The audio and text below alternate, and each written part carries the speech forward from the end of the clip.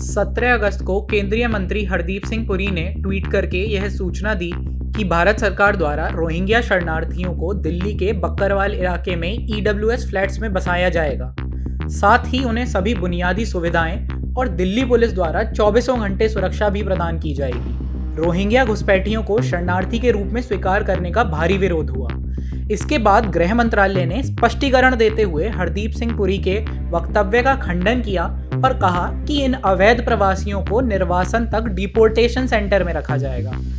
चौंकाने वाली बात यह है कि हरदीप सिंह पुरी का वह ट्वीट अभी भी यथावत उनके अकाउंट पर देखा जा सकता है।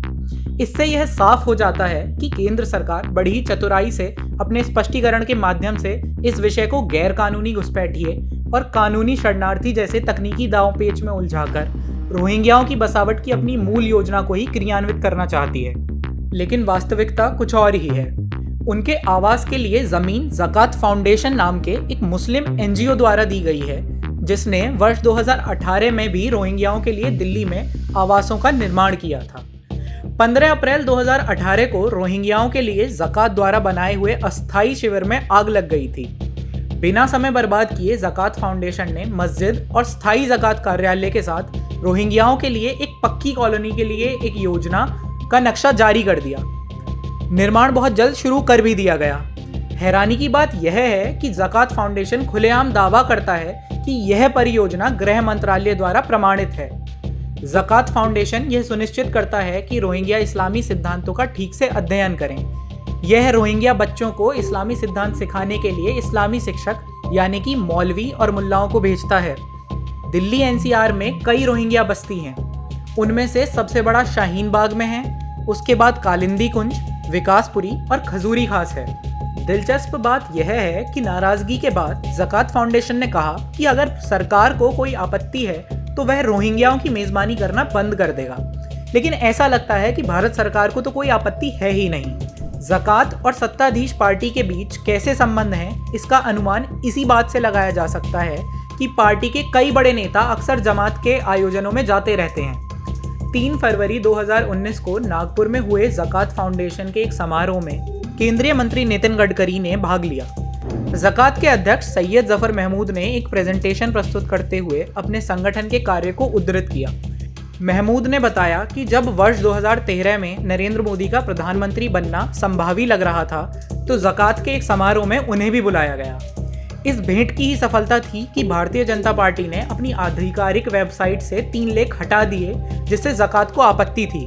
इसके बाद तत्कालीन सरकार की निंदा करते हुए महमूद ने यह सवाल उठाया कि सरकार में केवल एक ही मुसलमान को मंत्री पद क्यों दिया गया और शाहनवाज हुसैन जैसे नेताओं को क्यों बाहर रखा गया है। साथ ही ऐसे धारावाहिकों को प्रसारण की अनुमति मिली है जिसमें मुस्लिम समुदाय को नीचा दिखाया गया है। महमूद ने चर्चों पर बढ़ रहे तथाकथित हमलों की भी बात की। सीएए को असंवैधानिक और मुस्लिम विरोधी बताने के साथ साथ महमूद ने यह आरोप लगाया कि हिंदुओं द्वारा मुसलमानों की लिंचिंग अब भारत की संस्कृति का अंग बन चुकी है। आगे महमूद ने यह मांग की कि लोकसभा में मुसलमानों की संख्या देश में उनकी जनसंख्या प्रतिशत के बराबर हो, जिसका अर्थ था कि 543 सांसदों में से 77 मुसलमान होने चाहिए, जबकि स्वतंत्रता के बाद से मुसलमान सांसदों की औसत संख्या 25 ही रही है। इसके बाद सच्चर कमेटी के प्रस्तावों का पालन न करने पर सरकार को घेरते हुए महमूद ने यह भी मांग की कि सिविल सर्विसेज में एक वक्फ कैडर का गठन हो, जिसके द्वारा वक्फ की संपत्तियों के प्रबंधन यानी कि देखरेख हेतु केवल मुसलमान ब्यूरोक्रेट्स ही नियुक्त किए जाएं। अंत में शरिया नियमों के अनुसार ब्याज मुक्त बैंकिंग व्यवस्था की मांग करते हुए ज़कात के अध्यक्ष ने यह धमकी भी दे डाली कि अभी तक मुसलमानों ने धैर्य रखा है, जिसकी परीक्षा बहुसंख्यक समुदाय यानी कि हिंदू ना लें। बता दें कि मदीना ट्रस्ट व मुस्लिम एड ज़कात फाउंडेशन के प्रमुख पार्टनर्स हैं। ये दोनों संगठन सार्वजनिक रूप से भारत विरोधी और पाकिस्तान समर्थक हैं। ये संगठन भारत विरोधी गतिविधियों में शामिल रहे हैं और यहाँ तक कि 2019 में भारतीय उच्चायोग पर हुए हमलों में भी सम्मिलित थे। यह सभी कट्टरपंथी संगठन चैरिटी एनजीओ के रूप में काम करते हैं और मुस्लिम चैरिटीज फोरम नाम की एक अम्ब्रेला ऑर्गेनाइजेशन के अधीनस्थ हैं। इनमें कई तो पाकिस्तान के भी हैं। हालांकि ज़कात फाउंडेशन ने अब चुपचाप अपनी वेबसाइट का संपादन कर अपने साथी संगठनों के नाम हटाकर अपने होम पेज पर योग, कोविड, सबका साथ सबका विकास आदि पोस्ट डाल दिए हैं। ज़कात फाउंडेशन ने राजधानी दिल्ली में ही रोहिंग्याओं के लिए भूमि उपलब्ध कराई और पक्के आवासों का निर्माण कर इसके नक्शे अपनी वेबसाइट पर डाल दिए। यह सब एक तथाकथित राष्ट्रवादी सरकार के रहते खुलेआम हो रहा है।